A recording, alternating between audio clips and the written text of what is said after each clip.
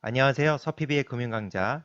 이 시간은 개정된 주택임대차 보호법에 대하여 헷갈리는 질문 정리와 집주인과 세입자 입장에서의 팁에 대해서 말씀드리도록 하겠습니다. 헷갈리는 질문 4가지입니다. 첫 번째는 임차인은 계약갱신 요구권에 의한 계약갱신 청구를 언제 해야 하나? 두 번째, 계약갱신 요구권에 의하여 갱신된 계약은 2년 만기 전이라도 임차인이 해지 요청 및 계약금 반환 청구를 할 수 있을까? 세 번째, 묵시적 계약갱신이 되면 임차인은 한 번 더 계약갱신 요구권을 사용할 수 있나? 네 번째, 집주인과 세입자가 합의하여 갱신 시 5%를 초과하여 임대료를 올릴 수 있는지입니다.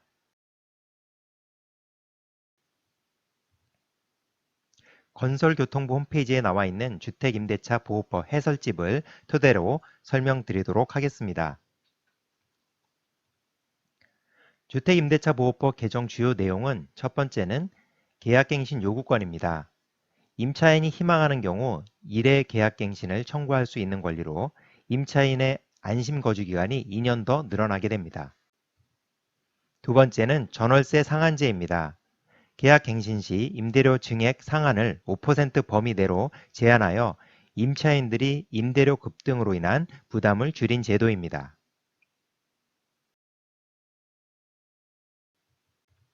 첫 번째 질문, 임차인은 계약갱신 요구권에 의한 계약갱신 청구를 언제 해야 하나입니다. 임대차 기간이 끝나기 언제 전에 청구해야 하나? 라는 질문이죠. 해설집에 보면 계약갱신 요구권에 따라 임대인은 임차인이 임대차 기간이 끝나기 6개월 전부터 1개월 전까지 계약갱신을 요구하는 경우 정당한 사유 없이 거절하지 못합니다라고 되어 있고요. 그 밑에 2000년 12월 10일 이후 최초로 체결하거나 갱신된 계약은 6개월 전부터 2개월 전까지 기간에 계약갱신을 청구한다라고 되어 있습니다. 자, 답변은 2020년 10월 10일 전의 계약은 임대차 기간이 끝나기 6개월 전부터 1개월 전까지 계약갱신을 요구해야 하고요. 2020년 12월 10일 이후 최초 체결된 계약이나 갱신된 계약은 6개월 전부터 2개월 전까지 계약갱신을 요구해야 합니다.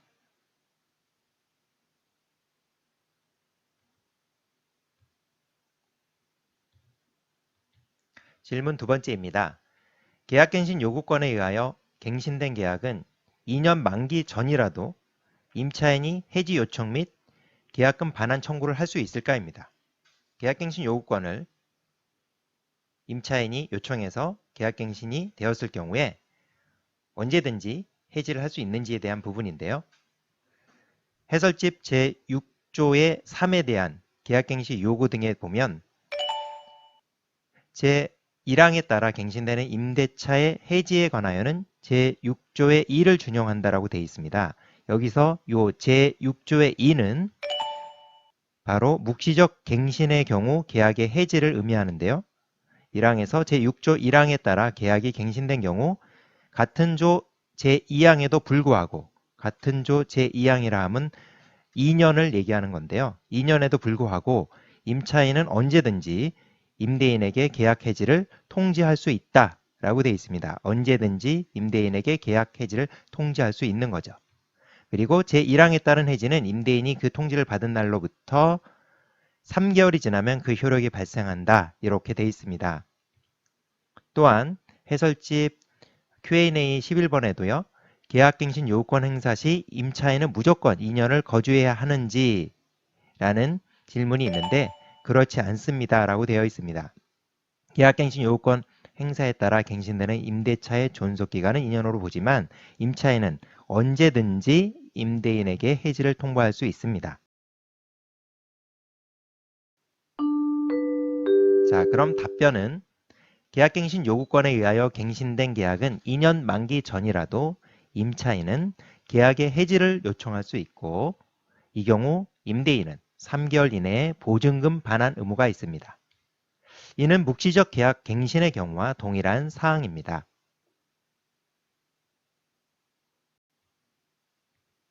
세 번째 질문입니다. 묵시적 계약 갱신이 되면 임차인은 한 번 더 계약 갱신 요구권을 사용할 수 있나? 인데요. 임대차 계약이 만기되는 시점에 임대인과 임차인이 다른 의사 표현 없이 묵시적으로 계약이 갱신이 되었다면 임차인은 그 다음 2년 후에는 계약 갱신 요구권을 행사할 수 있을까? 라는 질문인데요.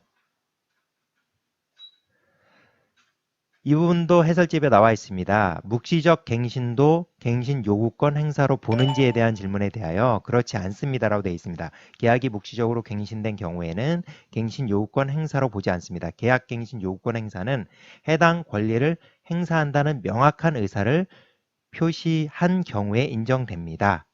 이렇게 되어 있죠. 그리고 또한 Q&A 6번 법 시행 당시 이미 한 주택에서 4년 이상 임차 거주 중인데 계약 갱신 요구권을 행사할 수 있나요? 라는 질문에 대해서도 행사할 수 있습니다.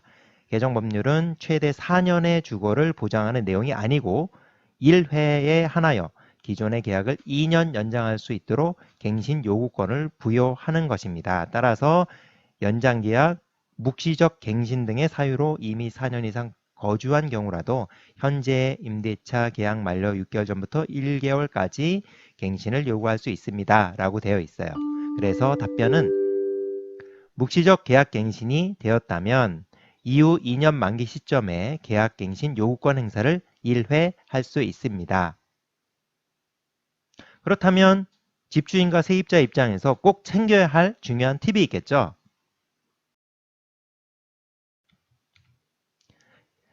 질문 3번과 관련해서 집주인과 세입자 입장에서 꼭 챙겨야 할 중요한 팁.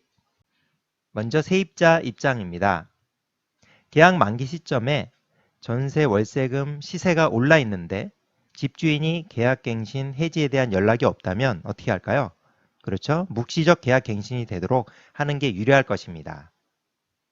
이 경우에 묵시적 계약갱신이 되고 그 이후 다시 2년 후에는 계약갱신 청구권을 활용할 수가 있는 거죠.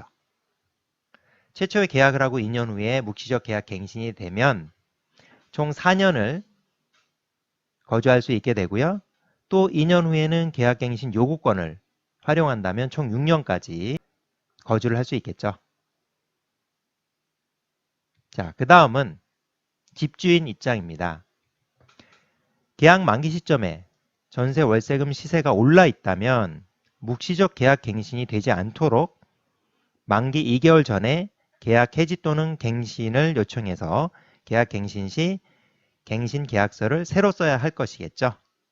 집주인 입장에서는 묵시적 계약 갱신이 되지 않도록 해야 되고요. 그렇게 되면 최초 계약을 하고 2년 후에 계약 갱신 요구권을 임차인이 활용하면 총 4년의 계약이 되고요. 그 다음에 2년 후에는 그 계약은 해지를 할 수가 있고 또는 다른 세입자 또는 해당 세입자도 재계약을 하면서 해당 시점의 시세로 임대가 가능하게 됩니다. 이러한 부분 집주인 입장에서도 잘 활용해야 되겠습니다. 네 번째 질문인데요. 집주인과 세입자가 합의하여 갱신 시 5%를 초과하여 임대료를 올릴 수 있는지에 대한 부분입니다. 이것도 해설집에 나와 있는데요. 임대인과 임차인이 합의로 5%를 초과하는 갱신 계약을 체결할 수 있는지, 즉 계약갱신 요구권을 행사하지 않는 경우인데요.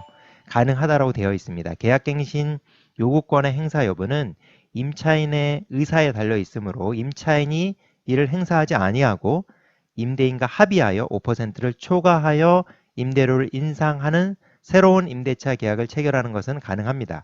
이 경우 임차인은 차후에 계약갱신 요구권을 1회 행사할 수 있습니다. 이렇게 되어 있습니다. 그래서 답변은 가능합니다. 즉 임차인, 세입자 입장에서 갱신 시점에 5% 초과하여 임대료를 올려주고 그 대신 향후 2년 후에 계약 갱신 요구권 행사를 1회 사용할지 아니면 갱신 시점에 계약 갱신 요구권을 사용하여 5% 이하로 임대료를 올려주고 그 대신 2년 후에는 나가거나 임대료를 시세대로 올려주거나 이거를 세입자가 취사 선택이 가능한 거죠.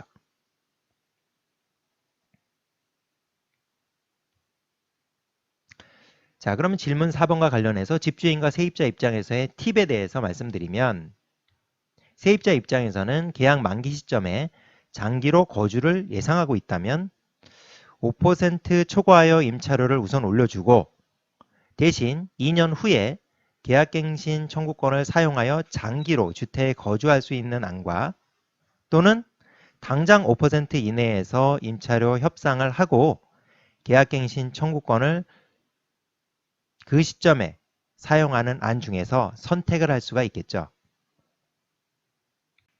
그러면 집주인 입장은 어떨까요? 집주인 입장에서는 계약 만기 시점에 시세보다 낮은 금액에서 5%를 초과하여 임대료 증액을 요청하면서 재계약을 하고, 그 대신 2년 후에 계약갱신 청구권을 사용할 수 있다는 것을 세입자에게 알리면서 협상을 할 수 있겠죠.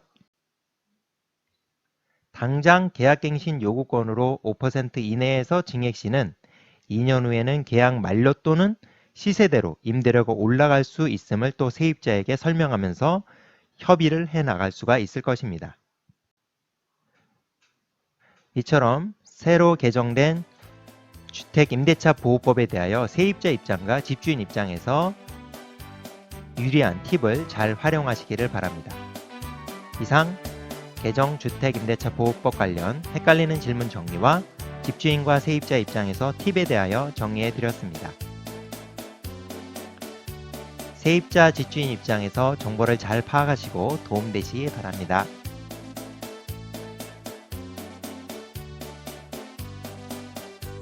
좋아요와 구독하기 부탁드립니다.